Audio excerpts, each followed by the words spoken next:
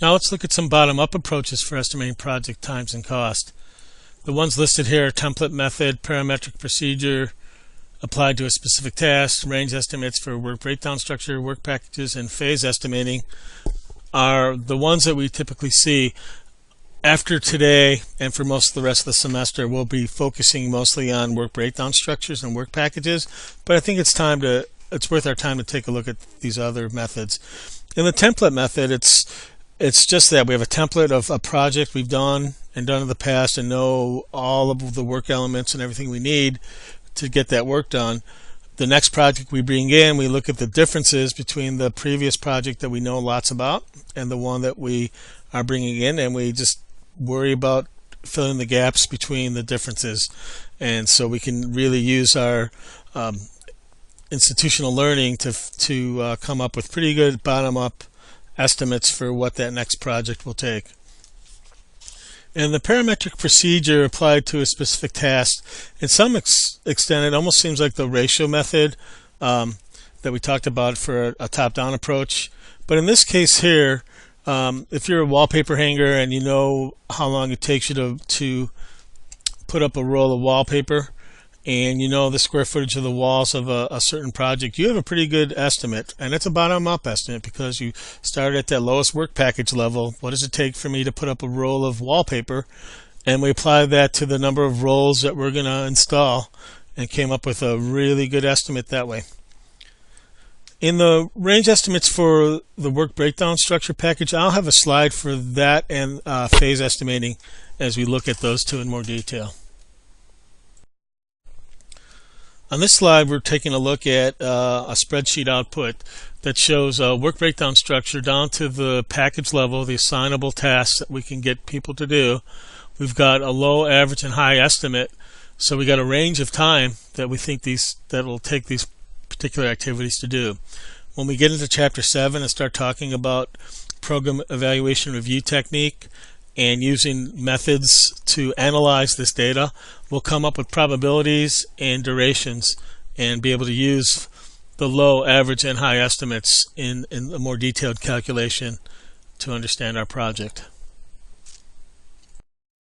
There are a lot of projects where we don't really have a good sense of what's going to take to do the nitty-gritties. We have a feeling for an overall cost. We have a macro estimate for the overall cost.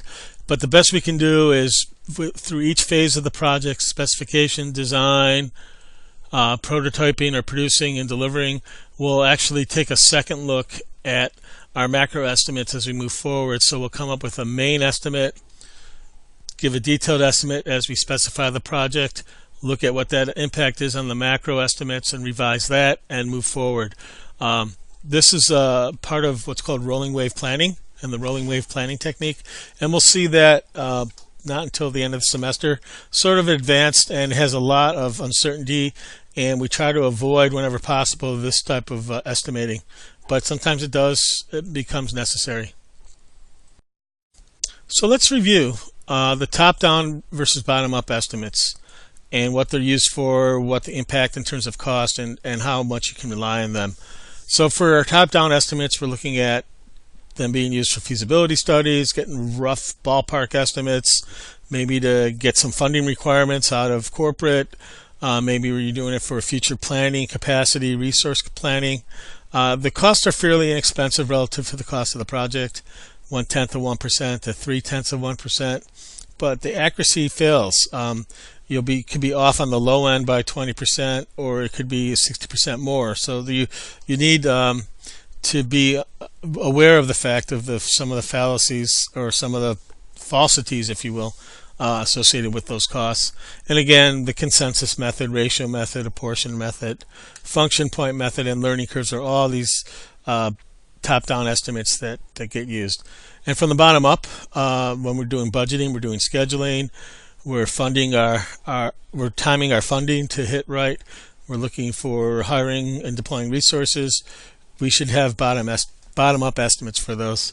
Preparation costs, again, 3 to 10 times higher than top-down estimates. Accuracy twice as good on both the minus and plus side.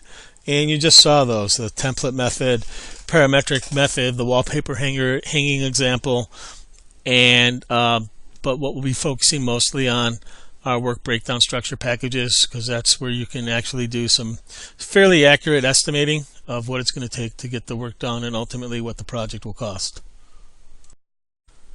Before we leave the topic of project times and costs, we need to make sure we understand initially what costs we're talking about here.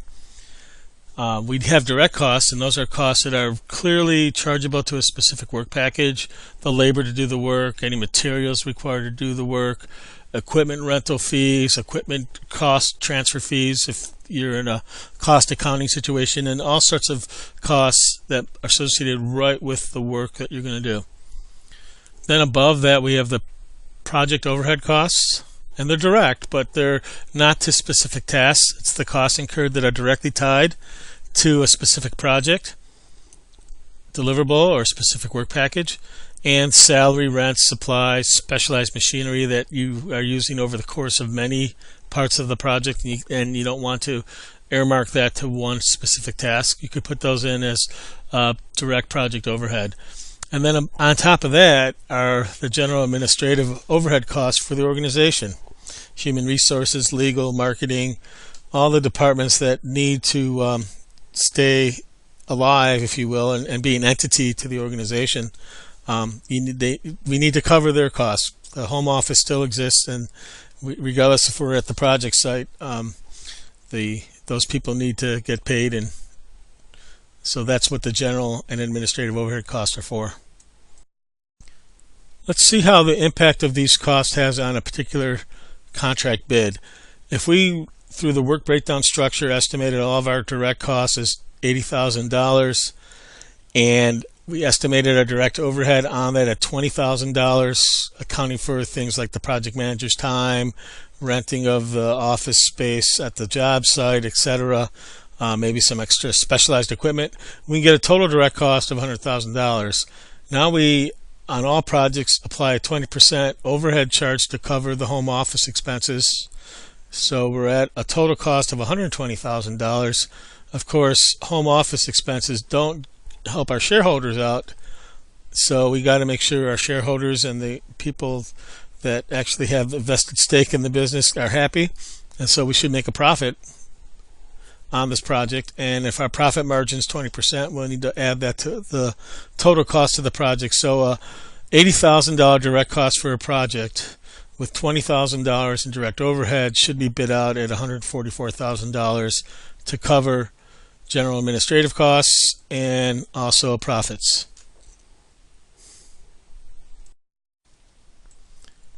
We take a look at this slide here, and this is really a little bit advanced for this chapter, and it's really something we'll see when we get into chapter 13 in more detail. But costs really come in three shapes, sizes, and flavors, if you will. There are those costs that are committed to the project, and they start at zero and end about at the project cost, as you might expect. There are the actual costs incurred on the project, and assuming we don't have any project overruns, they'll start at zero and end at the total estimate of the project. And then there's the actual schedule for our budget, what we actually plan to do, our baseline budget, we sometimes call that, of when we plan to deploy the dollars necessary to get the project done. And project managers get evaluated on factors involving how well the project's performing against the plan and against the costs. And those are actually two different concepts we'll get into in a few chapters from now.